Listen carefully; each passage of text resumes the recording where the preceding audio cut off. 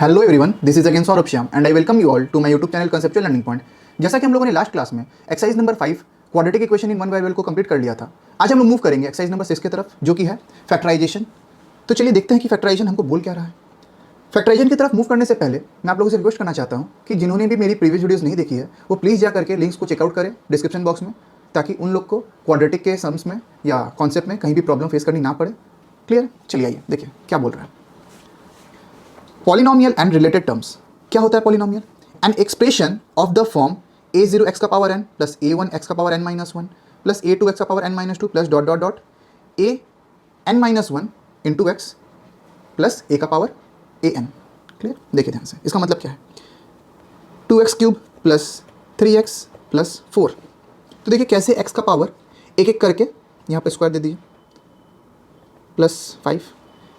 x का power एक एक करके डिक्रीज हो रहा है, तो ये ऑर्डर हमेशा मेंटेन रहना चाहिए। ठीक है, डिक्रीजिंग ऑर्डर में अगर x का पावर रहे और उसके पास क्या क्या रहे, कोफिशिएंट भी रहे।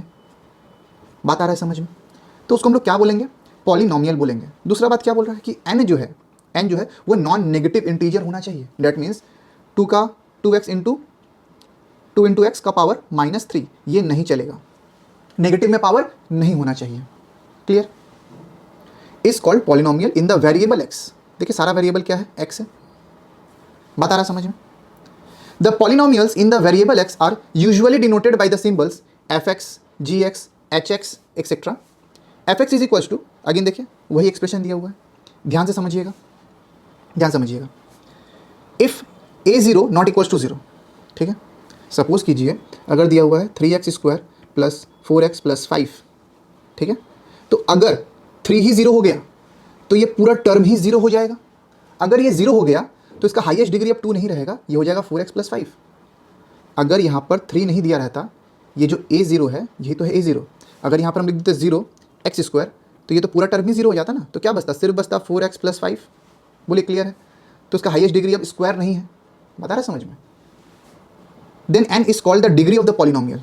तो जो पावर आपको दिख रहा है x के माथा पर वो उसका डिग्री कहलाता है। तो इस पॉलिनोमियल का हाईएस्ट डिग्री कितना है? इस पॉलिनोमियल का हाईएस्ट डिग्री है 2। Clear? DEG fx is equal to n। Degree of a polynomial can never be negative. Degree कभी भी नेगेटिव नहीं होना चाहिए। थोड़ा देर पहले मैं आपने आपको बताया है।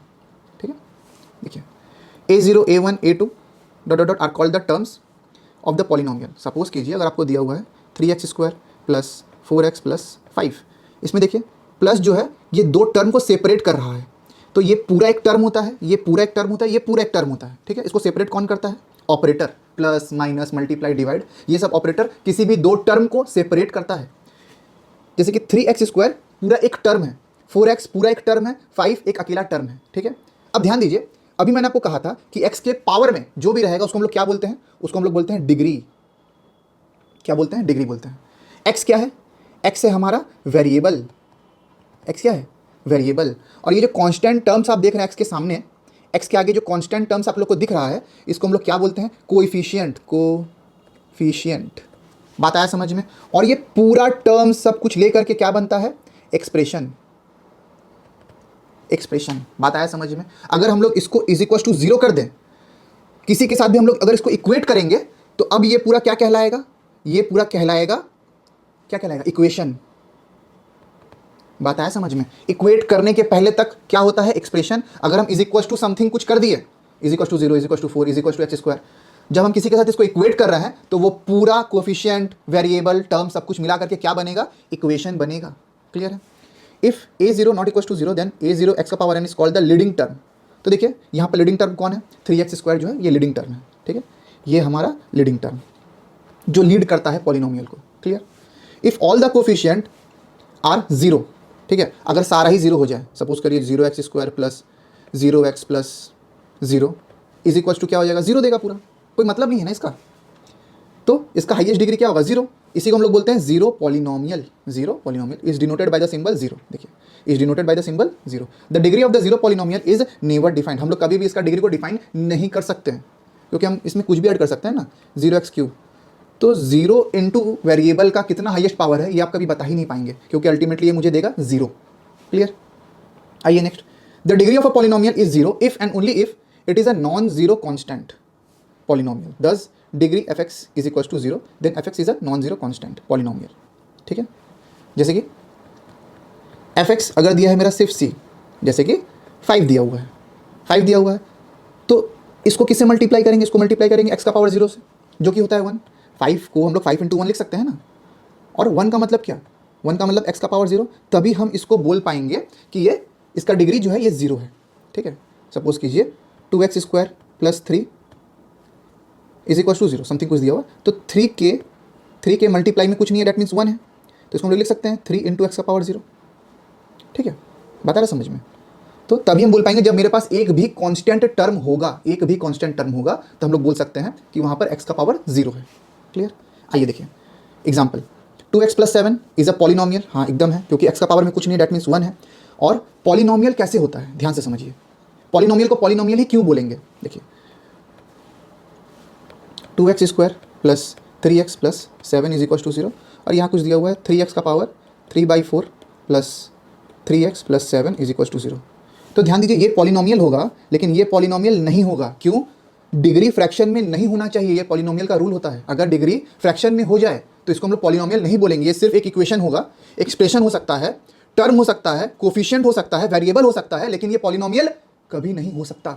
क्लियर, पॉलिनोमियल होने के लिए पहले कंडीशन बोलता है कि जो डिग्री है वो कभी भी फ्रैक्शन नहीं होगा, वो होल नंबर होगा। ठीक है, 0 नहीं होगा।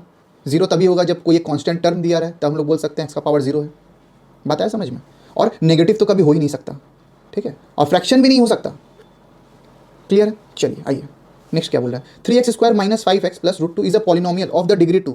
लीडिंग टर्म देखिए कौन है, 3x² है, तो हाईएस्ट डिग्री क्या है इसका, 2 है। तो ये पॉलिनोमियल कितना डिग्री का है, 2 डिग्री का है। इस कॉल्ड क्वाड्रेटिक पॉलिनोमियल। क्या बोलेंगे, क्वाड्रेटिक, क्योंकि यहाँ पर x का 2 वैल्यू आना पॉसिबल है, 2 वैल्यू ही देगा। क्लियर, अगेन देखिए यहाँ पर लीडिंग टर्म का डिग्री क्या है, 3, तो ये पॉलिनोमियल ऑफ डिग्री 3 है, इसको क्या बोलते हैं, क्यूबिक पॉलिनोमियल। अगेन देखिए लीडिंग टर्म क्या है, डिग्री 4 है। बाई क्वाड्रेटिक पॉलिनोमियल, x का 4 वैल्यू आएगा यहाँ पर। 7 is a polynomial of degree 0, क्योंकि 7 को क्या लिखेंगे, x का पावर 0 लिखेंगे, तो x का डिग्री कितना है, 0, इसीलिए इसको हम लोग बोलते हैं degree 0 polynomial. It is a non zero constant polynomial, क्योंकि 7 का अपना कोई वैल्यू होता है, 7 का वैल्यू 7 होता है, जो कि 0 के बराबर नहीं है। 7 इज नॉट इक्वल टू 0, 7 एक कॉन्स्टेंट टर्म है, इस कारण इसको क्या बोलेंगे, 0 डिग्री पॉलिनोमियल। क्लियर, या कॉन्स्टेंट पॉलिनोमियल। चलिए अब आते हैं हम लोग पॉलिनोमियल इक्वेशन में। तो अभी थोड़ा देर पहले आपको बताएं कि डिग्री डिक्रीजिंग ऑर्डर में होगा, सबसे पहले हाईएस्ट डिग्री, फिर पावर 1, फिर x का power 0 is equal to 0 is a polynomial equation of degree 2, क्योंकि हाईएस्ट डिग्री इसका 2 है। Clear, similarly 7x³ highest degree क्या है, क्यूब है, और देखिए यहाँ पर इक्वेशन बन रहा है इज इक्वल टू 0 है। तो मैंने आपसे कहा था कि यहाँ से यहाँ तक क्या होता है, एक्सप्रेशन होता है, और जैसे ही हम लोग इंक्लूड कर दिए 0 को भी, ये क्या बन गया, इक्वेशन बन गया। क्लियर है, ये अकेला अकेला क्या होगा, ये अकेला अकेला होगा टर्म्स। इसमें से 7, 3, 5 ये सब क्या है, कोएफिशिएंट। ये सब बात याद रखिए, इंपॉर्टेंट टर्मिनोलॉजीज है, जीवन में हमेशा आप लोगों को काम आएगा। ठीक है, और ये जो आप देख रहे हैं x का पावर 3, 2 कुछ नहीं है, डेट मीन्स 1 है, ये सब क्या है, डिग्री। ठीक है, जितना तोड़ सकते थे उतना तोड़ के हम आपको बता दिए। क्लियर, इसमें x क्या है, x है मेरा वेरिएबल, x क्या है, x है वेरिएबल। हर एक पॉइंट को नोट कीजिएगा ताकि आप लोग को रिवीजन करने में कोई भी प्रॉब्लम ना हो। ठीक है, एग्जाम के एक दिन पहले भी अगर आप कॉपी खोलेंगे तो आपको पॉलिनोमियल पूरा समझ में आएगा, हर एक कॉन्सेप्ट आप लोग को समझ में आएगा। क्लियर, चलिए आइए इक्वलिटी ऑफ 2 पॉलिनोमियल। देखिए ध्यान से, यहाँ पर f(x) एक फंक्शन दिया हुआ है, यहाँ पर कुछ भी हो सकता है, कोई भी इक्वेशन या एक्सप्रेशन हो सकता है।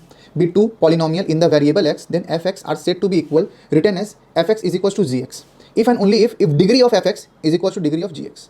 तभी हम लोग लिख सकते हैं जब x का डिग्री सेम हो। फॉर एग्जाम्पल 3x² + 4x + 5, ये मेरा f(x) दिया हुआ है, और gx कोई दूसरा एक एक्सप्रेशन दिया हुआ है, सपोज कीजिए 4x² + 3x + 7। ठीक है, इसको हम लोग तभी इक्वल बोल सकते हैं, सबसे पहले हमको डिग्री चेक करना है, हाईएस्ट डिग्री 2 है, दोनों का ही 2 होना चाहिए, तभी हम इसको लिख सकते हैं, नहीं तो इसको हम इक्वल नहीं बोल सकेंगे। फॉर एग्जाम्पल अगर इसके सामने दे दिया रहता 3x का पावर क्यूब प्लस, तो ये दोनों कभी भी इक्वल नहीं हो पाता। ठीक है, चलिए अब आते हैं हम लोग डिवीजन एल्गोरिदम में। If a polynomial f(x) is divided by a non zero polynomial, non zero polynomial होना चाहिए, then there exist unique polynomials qx and rx। ठीक है, qx means quotient and rx means remainder. ठीक है, such that function f x is equal to g x into q x plus r x, where इधर r x is equal to 0 और degree of are x less than degree of g x. चलिए आइए समझते हैं। मुझे क्या दिया है, सपोज कीजिए मुझे ये दिया हुआ है 2x cube minus 7x square plus 5x minus 9, इसको मुझे डिवाइड करना है 2x माइनस 3 से। ठीक है, ठीक है, इसको डिवाइड करना है 2x माइनस 3 से। तो देखिए क्या मल्टीप्लाई करेंगे जो पावर 3 आ जाए, यहाँ पर x का पावर 1 है, ऑब्वियस बात हम लोग x का पावर स्क्वायर, x स्क्वायर को अगर मल्टीप्लाई करेंगे 2x का पावर 1 से तो क्या देगा, 2x क्यूब देगा, उसके साथ में माइनस 3 से भी मल्टीप्लाई करेंगे तो माइनस 3x स्क्वायर दे देगा। अब क्योंकि डिवीजन कर रहा है उसमें सब्ट्रैक्शन होता है तो सबका साइन चेंज हो जाएगा। बोले क्लियर है, this cancels out each other. Minus 7 से प्लस 3 गया, क्या बचा, minus 4x square plus 5x, ये आया नीचे में। जैसे नॉर्मल डिवीजन करते हैं उसी तरह यहाँ पर भी डिवीजन करेंगे। ठीक है, अगेन 2x से क्या मल्टीप्लाई करें, 2x से हम क्या मल्टीप्लाई करेंगे जो माइनस 4x स्क्वायर आ जाए, तो माइनस 2x मल्टीप्लाई करेंगे तो ये क्या हो जाएगा, माइनस से मल्टीप्लाई क्यों कर रहे हैं, क्योंकि साइन अगेन चेंज होगा, ये हो जाएगा 4x स्क्वायर प्लस 3 2 ज़ा 6 और minus minus plus 6x, sign change हो जाएगा, प्लस माइनस ये कैंसिल आउट हो गया, यहाँ क्या बचा, x और माइनस का साइन बड़ा है, माइनस सामने आएगा और ये 9 यहाँ पर आया -9। बोले क्लियर है। अब हम x से 2x से क्या मल्टीप्लाई करेंगे जो माइनस x दे दे। ठीक है, 2x से क्या मल्टीप्लाई करेंगे जो माइनस x दे दे, तो माइनस हाफ मल्टीप्लाई करेंगे। क्यों, मुझे क्या चाहिए, माइनस x चाहिए, तो 2 से 2 कट जाएगा, क्या बचेगा, माइनस x और 3/2, माइनस माइनस प्लस 3/2। बोले क्लियर है, साइन अगेन चेंज होगा, ये तो कट गया, लेकिन इन दोनों को अगर माइनस में प्लस करेंगे तो क्या दे देगा, -21/2, तो ये मेरा हो जाएगा रिमाइंडर, ये मेरा हो जाएगा कोशेंट। ठीक है, तो देखिए जो कोशेंट का हाईएस्ट डिग्री है, हाईएस्ट डिग्री क्या है 2, वो जिसको हम लोग डिवाइड कर रहे थे उससे हमेशा कम रहेगा, यही यहाँ पर बोल रहा था। देखिए यहाँ पर ये यही बात बोल रहा है। ठीक है, और कोशेंट से, कोशेंट का डिग्री हमेशा रिमाइंडर का डिग्री से बड़ा रहेगा, that means DEG of quotient QX is always greater than DEG of RX। Clear है, क्लियर है। चलिए आइए फैक्टर्स ऑफ पॉलिनोमियल पे चलते हैं। ठीक है, a non-zero polynomial gx is called a factor of any polynomial fx if there exists some polynomial qx such that fx is equals to gx into qx. What is qx? Quotient. Clear? Thus a non-zero polynomial is a factor of polynomial fx if and only if, IFF का मतलब if and only if, on dividing fx by gx the remainder is equals to 0. ये तभी possible है जब reminder मेरा 0 है। Clear? For example, example देते हैं आपको। ठीक है, x plus 2 into 2x plus 3, ये क्या है, ये दोनों ही इस पॉलिनोमियल का फैक्टर है। ठीक है, क्या है, फैक्टर है। देखिए यहाँ पर x प्लस 2 दिया हुआ है ना, तो अगर ये इसका फैक्टर होगा तो रिमाइंडर कुछ नहीं देगा। अगर x प्लस 2 इस पॉलिनोमियल का फैक्टर है, 2x square plus 7x plus 6 का अगर फैक्टर है तो रिमाइंडर 0 आएगा। चेक करते हैं, देखिए सबसे पहले x plus 2 is equal to 0, तो x का वैल्यू क्या देगा, x का वैल्यू मुझे देगा -2। -2 अगर हम सब x के जगह में पुट करेंगे तो मेरा 0 आना चाहिए, आता है कि नहीं आता है हम लोग चेक करेंगे। देखिए 2 इंटू -2 का square plus 7 into -2 plus 6, check कीजिए, -2 का स्क्वायर क्या होता है 4, 2 into 4 plus 7 into -2 -14 plus 6 is equals to 8 -14 plus 6 is equals to 8 plus 6 is 14 and -14 is 0। देखिए आ गया 0, that means x plus 2 is the factor of 2x square plus 7x plus 6। Clear है? आइए सेम चीज़ यहाँ पर भी बोल रहा है। ठीक है, हाँ यहाँ पर भी एग्जांपल दिया हुआ है, let f x is equal to 3x square minus 5x plus 2। ठीक है, सम्स में हम लोग इसको सॉल्व करते हैं। ठीक है, बहुत बार ऐसा होता है कि हम लोग को ट्राई करके देखना पड़ता है कि x के किस वैल्यू पर 0 आ रहा है। जब मुझे फैक्टर्स नहीं पता है, तो हम लोग hit and trial method use करते हैं। डेट मीन्स एक बार 1 बैठाएंगे, एक बार -1 बैठाएंगे x के जगह में, एक बार 2 बैठाएंगे, एक बार -2 बैठाएंगे x के जगह में, एक बार 3 बैठाएंगे, एक बार -3 बैठाएंगे। इतना तक में आप लोग का आ जाना चाहिए अगर आप क्लास 10 तक में है तो। ठीक है, बाकी भी बैठाते हैं -5 + 5 -6 + 6, लेकिन ये टाइम कंज्यूमिंग प्रोसेस है। इस कारण 10 तक में इसी के अंदर में आप लोग को वैल्यूज 0 मिल जाता है। जैसे कि यहाँ पर एक बार 2 बैठा करके देख रहा है 0 आ रहा है कि नहीं आ रहा है। देखिए 4 आ रहा है, डेट मीन्स रिमाइंडर 4 बचने वाला है, तो 2 से x का वैल्यू 2 नहीं हो सकता।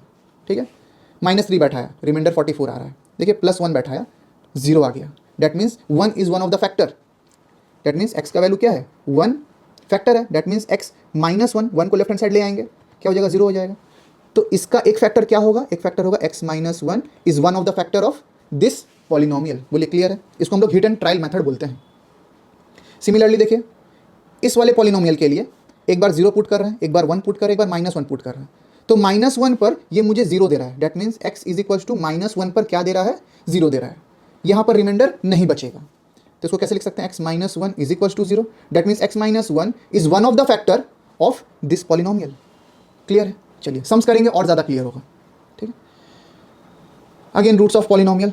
Let fx is equals to 0, where fx is equals to some expression be a polynomial equation if x and alpha be a real number, then alpha is a root of the polynomial.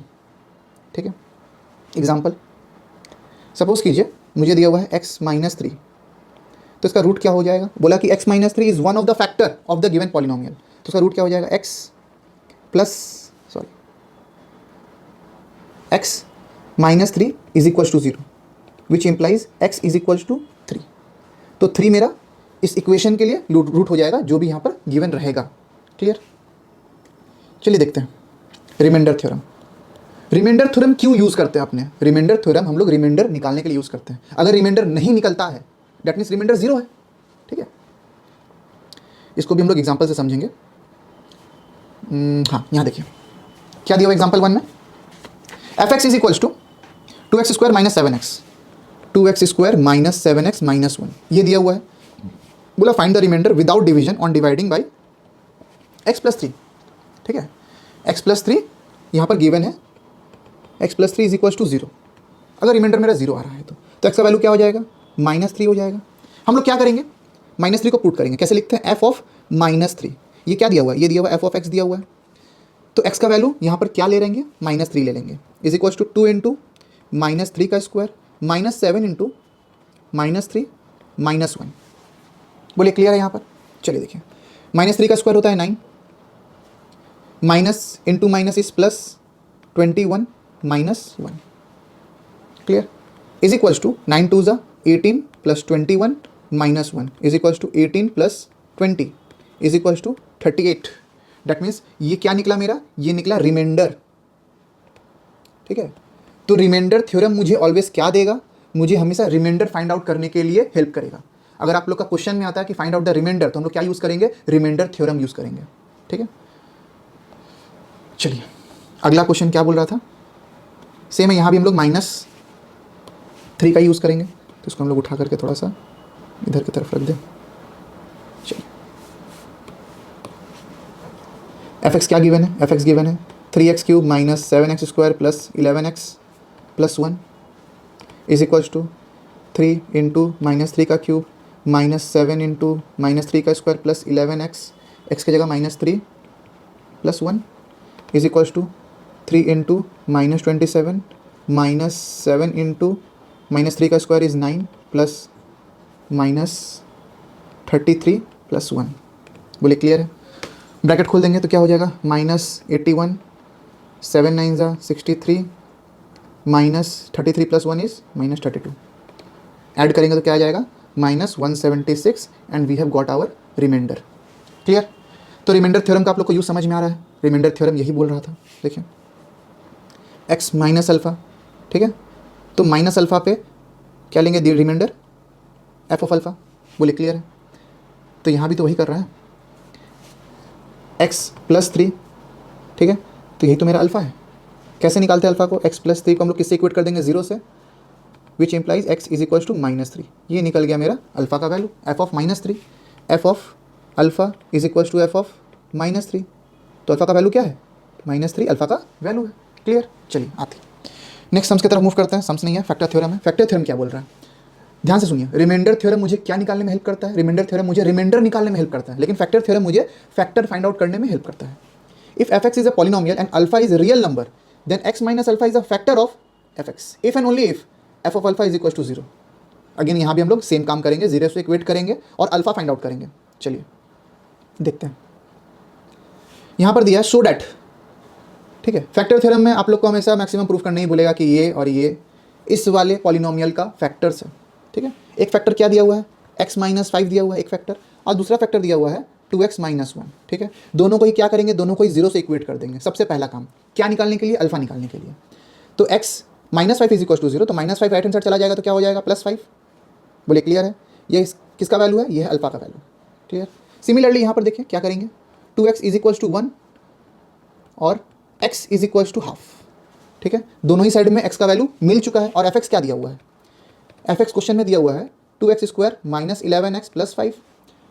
x की जगह में पहले 5 put कर दीजिए, 5 is equals to 2 into 5 का square minus 11 into 5 plus 5 is equals to 2 into 25 minus 55 plus 5 is equals to 50 minus 55 plus 5।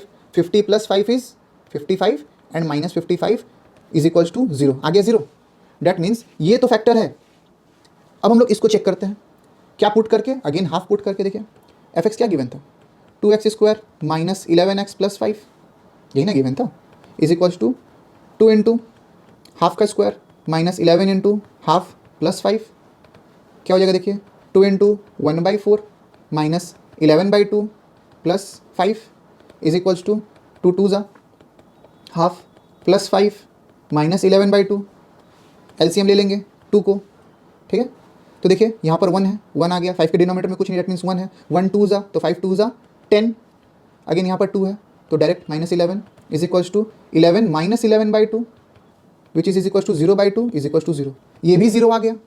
Date means ये भी मेरा फैक्टर है, देयरफॉर प्रूव्ड। ये दोनों ही इस पॉलिनोमियल का फैक्टर्स है, प्रूव हो गया। क्या यूज़ करके हम लोग प्रूफ किया, फैक्टर थ्योरम यूज़ करके प्रूफ किया। इसके पहले क्या यूज़ किए थे, रिमाइंडर थ्योरम।